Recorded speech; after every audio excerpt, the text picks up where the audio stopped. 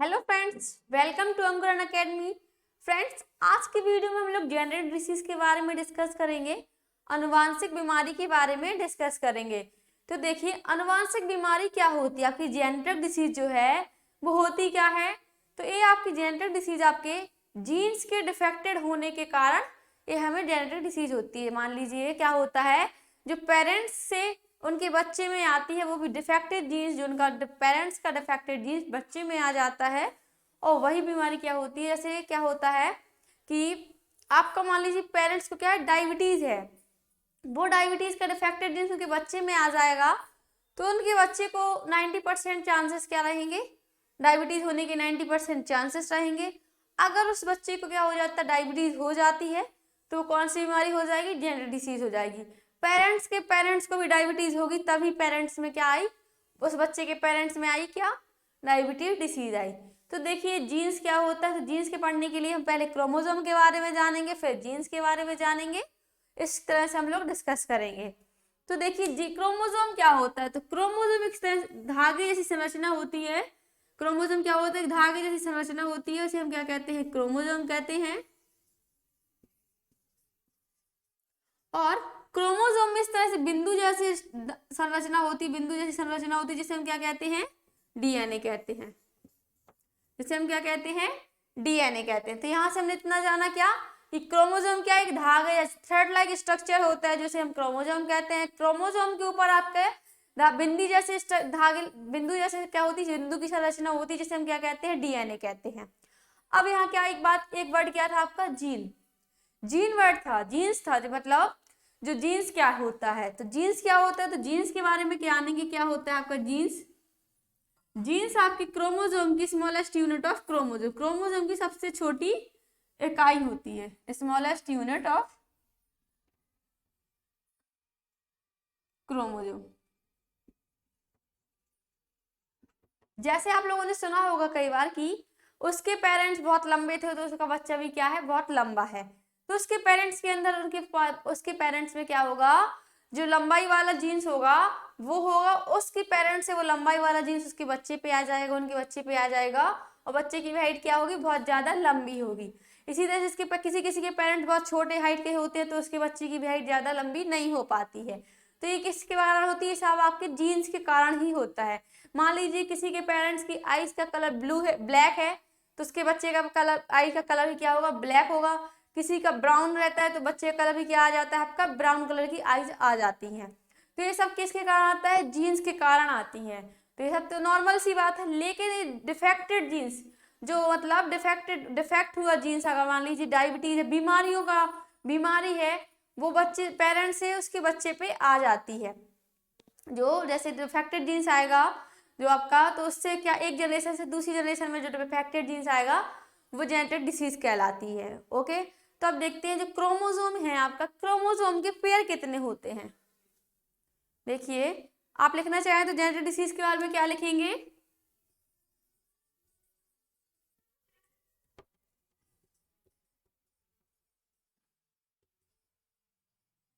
Genetic disease के बारे में लिख लेंगे क्या, कि इनहेरिटेंस और defected genes, inheritance of defected genes from one generation to another generation।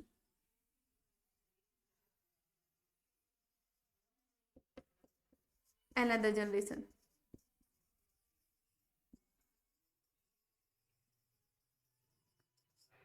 एक पीढ़ी से दूसरी पीढ़ी में डिफेक्टेड जीन्स के जाना ही क्या कहलाता है, आपका आनुवांशिक रोग कहलाता है। तो ये था आपका जेनेटिक डिसीज के बारे में। अब देखेंगे क्या, क्रोमोसोम। जो क्रोमोसोम है आपका, क्रोमोसोम के कितने पेयर होते हैं, गुणसूत्र जो है आपका, गुणसूत्र के टोटल 23 पेयर होते हैं, 23 पेयर होते हैं गुणसूत्र के आपके। तो ये जो 23 पेयर हैं, इन 23 पेयर को हम लोग कितने भागों में बांटते हैं, बांटे गए हैं, दो भागों में बांटे गए हैं। जो क्रोमोसोम है, क्रोमोसोम को दो पार्ट्स में डिवाइड किया गया है। कौन कौन से, ऑटोसोम और एलोसोम। ऑटोजोम और एलोजोम। ऑटोजोम को क्या कहते हैं हिंदी में? समगुणसूत्र। क्या कहते हैं हिंदी में ऑटोजोम को? समगुणसूत्र। और एलोजोम को क्या कहते हैं हिंदी में? विषम गुणसूत्र। क्या कहते हैं? विषम गुणसूत्र। तो देखिए ऑटोजोम को क्या कह रहे हैं? समगुणसूत्र कहते हैं, और एलोजोम को क्या कहते हैं? विषम गुणसूत्र कहते हैं। तो जो आपके ऑटोजोम में समगुणसूत्र हैं का मतलब क्या होता है? Same in male and female. जो मेल मनुष्य सॉरी मेल और फीमेल में आपके जो सेम होते हैं गुणसूत्र, वो क्या कहलाते हैं? आपके ऑटोजोम कहलाते हैं। Same male and female. तो जो समगुणसूत्र हैं आपके, हम कितने पेयर होते हैं? तो इसमें आपके 22 पेयर क्रोमोसोम के होते हैं, 22 पेयर्स। तो जो आपके 22 पेयर होते हैं क्रोमोसोम के, वो मेल और फीमेल में क्या होते हैं? समान होते हैं, एक से होते हैं। 22 पेयर जो होते हैं, 22 जोड़े गुणसूत्र के जो होते हैं, वो आपके मेल और फीमेल दोनों में ही कैसे होते हैं? समान होते हैं। लेकिन 23वां पेयर जो होता है वो कौन सा होता है? 23rd pair. 23rd पेयर मतलब 23वां जो जोड़ा होता है गुणसूत्र का, वो कौन सा होता है? विषम गुणसूत्र होता है। कौन सा होता है आपका? विषम गुणसूत्र होता है। जो 23वां जोड़ा होता है वो कैसा होता है आपका? मेल और फीमेल दोनों में डिफरेंट रहता है। 22 जोड़े तो गुणसूत्र के सेम होते हैं, लेकिन 23वां पेयर जो होता है वो मेल और फीमेल दोनों में ही क्या होता है? डिफरेंट रहता है, अलग अलग रहता है। तो देखिए अगर मेल में 23वें पेयर की मेल में बात की जाए, 23rd पेयर इन मेल, अगर मेल में 23rd पेयर की बात की जाए तो क्या होता है उनके गुणसूत्र? क्या कौन से होते हैं? X Y. वही इन फीमेल में बात की जाए तो फीमेल में होते हैं आपके एक्स और एक्स। तो यहां से क्या हो सकता है? अगर पूछे why is the property of male, क्योंकि जो आपका वाई क्रोमोसोम की जो प्रॉपर्टी होती है, वाई क्रोमोसोम प्रॉपर्टी होती है, वो किसकी होती है? मेल की होती है। जैसे मान लीजिए कोई बच्चा है, उसको जैसे ही बॉर्न हुआ बच्चा, तो उसका क्रोमोसोम बस पता चला कि क्या है, उसका क्रोमोसोम कौन सा है? वाई क्रोमोसोम है। वाई क्रोमोसोम है तो कैसे उसका वाई क्रोमोसोम वाला बच्चा कौन होगा? मेल होगा या फीमेल होगा? वाई होगा या गर्ल होगा? तो कौन सा होगा? वाई क्रोमोसोम तो सिर्फ मेल में पाया जाता है ना। तो जो आपका वाई क्रोमोसोम है मेल में पाया जाता है, तो उससे हम पता कर सकते हैं क्या? कि वो बच्चा कौन है? बेबी बॉय है। ओके। और जो अगर आपका क्या है, अगर बताया जाता है, डॉक्टर क्या कहता है कि एक्स क्रोमोसोम पाया गया है बच्चे में, तो एक्स क्रोमोसोम से हम नहीं पता कर पाएंगे कि बच्चा क्या है? गर्ल है या बॉय है। तो आपको यहाँ से क्या पता चला कि जो आपके क्रोमोसोम है दो तरह के होते हैं, ऑटोजोम और एलोजोम। ऑटोजोम को क्या कहते हैं? समगुणसूत्र कहते हैं। और ऑटोजोम के आपके 22 पेयर होते हैं, और जो आपका एलोजोम है, एलोजोम को क्या कहते हैं? विषम गुणसूत्र। और इसका 23rd पेयर जो कि मेल और फीमेल दोनों में ही अलग होता है। मेल में एक्स और वाई पाए जाते हैं क्रोमोसोम, और वहीं फीमेल में बात की जाए तो एक्स और एक्स क्रोमोसोम पाए जाते हैं। तो देखिए यहाँ से अब हमारा ये क्या था? बेसिक था जो जेनेटिक डिसीज के बारे में, वो हो गया है। अब हम डिसीज के बारे में देखेंगे कौन सी डिसीज होती है जिसे हम जेनेटिक डिसीज कह सकते हैं। ओके।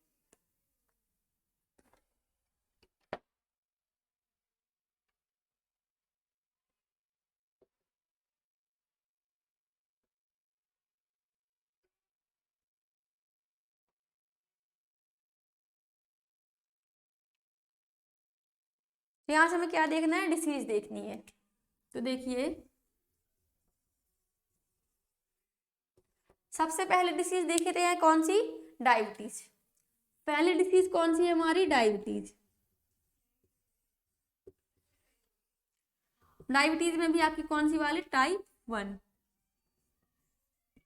डायबिटीज डिसीज जो है आपकी, डायबिटीज जिसे हम आम लैंग्वेज में क्या कहते हैं? कॉमन लैंग्वेज में शुगर कहा जाता है।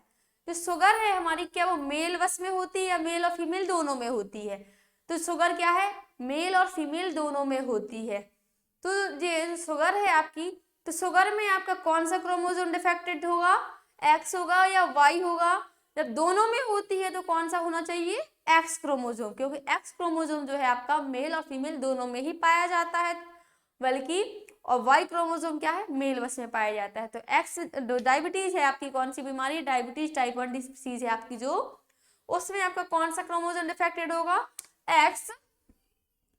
एक्स डिफेक्टेड जीन्स होगा, एक्स डिफेक्टेड जीन्स। और डायबिटीज बीमारी कौन सी हो जाएगी आपकी, जेनेटिक डिसीज होगी। क्योंकि ये क्या होता है, अगर आपके दादाजी को बीमारी है, डायबिटीज है, तो आपके पेरेंट्स पिताजी को भी होने की चांसेस हो जाएंगे। और आपके दादाजी को तो बच्चे को, मतलब अगर किसी को भी जनरेशन में है तो उसके बाद किसी ना किसी को होने के बहुत से चांसेस रहेंगे। तो देखिए यहाँ से डायबिटीज के बारे में मालूम चला। अब दूसरी बीमारी कौन सी होती है, जेनेटिक डिसीज कौन सी होती है, तो दूसरी देखी जाए तो कौन सी हो जाएगी आपकी, बाल्डनेस। अब बाल्डनेस को हिंदी में क्या कहते हैं, तो देखिए बाल्डनेस मतलब गंजापन। तो आप लोगों को मालूम होगा कि जो आपका गंजापन है, क्या वो लेडीजों में गंजापन आता है, फीमेल में गंजापन होता है? गंजापन ओनली मेल में पाया जाता है, फीमेल में नहीं पाया जाता है। फीमेल में ऐसे कोई भी फीमेल नहीं मिलेगी आपको जो क्या हो जाए, उसके बाल पूरे झड़ जाए, कि वो बोले कि मेरे पूरे बाल चले गए हैं और मैं क्या हो गई हूँ, गंजी हो गई हूँ, बाल्डनेस आ गया उसे। तो कोई भी फीमेल को बाल्डनेस प्रॉब्लम नहीं हो सकती है, ओनली मेल में ही ये प्रॉब्लम पाई जाती है। जैसे आपके पिताजी को क्या है, गंजापन है, पिताजी को आपकी बाल्डनेस प्रॉब्लम है, चांद निकली हुई है, तो उनके बच्चे को भी हो सकती है। आपके बर्थ के पहले, अगर बर्थ के पहले उनको चांद नहीं निकली है, बर्थ के बाद चांद निकल आई है, तब भी वो डिफेक्टेड जीन्स तो उनकी बॉडी में होगा, तो वो प्रॉब्लम आपके पास आने की चांसेस 99.9% रहेंगे ही रहेंगे। तो देखिए जब ये बाल्डनेस बीमारी है आपकी सिर्फ और सिर्फ मेल में पाई जाती है, तो कौन सा क्रोमोसोम डिफेक्टेड होगा, एक्स एंड वाई। कौन सा होना चाहिए, एक्स क्रोमोसोम ही डिफेक्टेड होगा, क्योंकि ये सिर्फ और सिर्फ किस में होती है आपकी बीमारी, मेल में होती है। तो यहाँ से लिख लेंगे क्या, जो बाल्डनेस है जिसमें आपका कौन सा डिफेक्टेड जीन्स रहता है, वाई डिफेक्टेड जीन्स रहता है। अब देखेंगे कौन सी बीमारी, नेक्स्ट डिसीज, थर्ड डिसीज देखते हैं। तो थर्ड डिसीज कौन सी हो जाएगी आपकी, हार्ट अटैक। कौन सी डिसीज हो जाएगी, heart attack.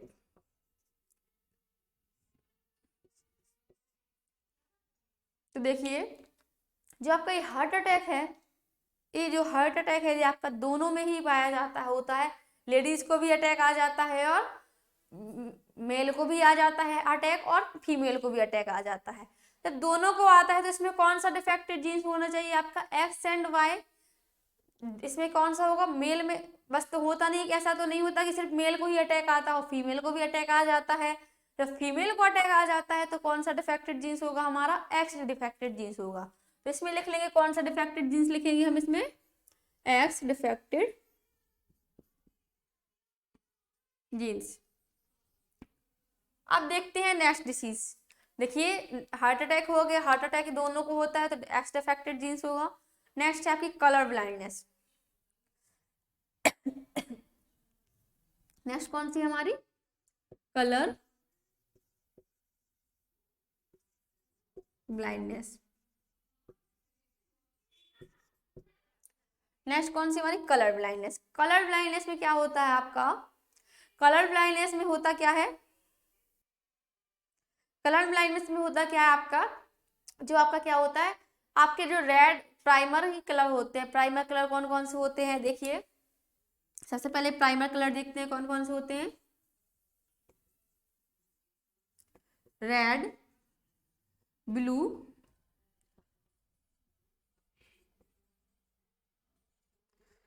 Blue and green. ये कौन से कलर हैं आपके, प्राइमर कलर होते हैं। तो जब जो जिसको क्या होता है, रेड, ब्लू और ग्रीन कलर दिखाई ना दे लाइट में क्लियर, तो उस बीमारी को क्या कहते हैं हम लोग, कलर ब्लाइंडनेस कहते हैं। जो red colour, red blue colour है, रेड ग्रीन कलर है, रेड ग्रीन कलर आपको ब्लैक कलर दिखाई देगा, और रेड ब्लू कलर जो आपका कौन सा कलर दिखाई देगा, उसका येलो कलर का दिखाई देना। जिसको ये प्रॉब्लम रहती है वो कौन सी बीमारी होती है, उसे कलर ब्लाइंडनेस बीमारी होती है। ये भी आपकी कैसी डिसीज है, जेनेटिक डिसीज है। और जो कलर ब्लाइंडनेस है ऐसा नहीं है कि सिर्फ मेल में होता है, मेल और फीमेल दोनों में ही होता है। तो इसमें आपका कौन सा डिफेक्टेड जीन्स होगा, इसमें आपका एक्स डिफेक्टेड जीन्स ही रहेगा। इसमें आपका कौन सा डिफेक्टेड जीन्स रहेगा? एक्स डिफेक्टेड जीन्स रहेगा। और इस बीमारी का रीजन क्या है? प्राइमरी कलर को लाइट में प्राइमरी कलर को देख ना पाना। जैसे कि आपका कैसा है, जैसे रेड ब्लू कलर है आपका, क्या है? रेड ग्रीन कलर हो गया। रेड ग्रीन कलर आपका कैसा दिखाई देगा? ब्लैक कलर दिखाई देना। रेड ग्रीन कलर का कैसा कलर दिखाई देना? ब्लैक कलर दिखाई देना। और रेड ब्लू कलर का आपको कैसा कलर दिखाई देना? Red blue colour. Red green colour जो है आपका वो कैसा दिखाई देना? रेड ग्रीन कलर का ब्लैक कलर दिखाई देना। और रेड ब्लू कलर आपका कैसा कलर दिखाई देना? उसका येलो कलर दिखाई देना। येलो कलर का दिखाई देना। जिसको ये प्रॉब्लम रहती है वो बीमारी कौन सी कहलाती है? कलर ब्लाइंडनेस बीमारी कहलाती है। और ऐसा नहीं है कि ये सिर्फ मेल में हो या फीमेल में हो, ये बहुत दोनों में ही होती है, मेल और फीमेल। इसलिए इसमें आपका कौन सा जीन्स डिफेक्टेड रहता है? एक्स डिफेक्टेड जीन्स रहता है। तो ये था क्या आपका जेनेटिक डिसीज के बारे में। अब हम लोग नेक्स्ट क्लास में अपना नया टॉपिक कंकाल तंत्र स्केलेटल सिस्टम के बारे में डिस्कस करेंगे। अगर आप लोगों को हमारी क्लास पसंद आई तो सबसे पहले वीडियो को लाइक कीजिए। और अगर आपने अभी तक हमारे चैनल को सब्सक्राइब नहीं किया है तो चैनल को सब्सक्राइब कीजिए। ज़्यादा से ज़्यादा हमारे चैनल को शेयर कीजिए। Thank you guys.